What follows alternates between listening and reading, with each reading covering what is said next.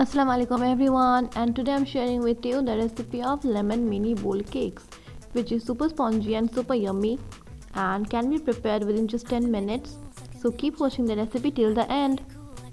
First of all, I took a bowl and in it I melted some butter, adding some sugar and mixing both the things together.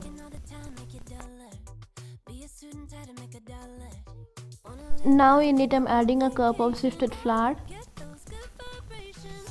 a teaspoon of baking powder, a teaspoon of salt, a teaspoon of lemon extract, and finally another teaspoon of lemon juice. Now I am adding water as per the required consistency and mixing entire things together until it reaches a consistency like this. Not so thick, not so thin, just a smooth consistency. And transferring the entire mixture to some mini microwave bowls, which are very cute, and I got this from my friend, and microwaving them for 3 to 5 minutes until they look like this. This treat is super spongy and super yummy.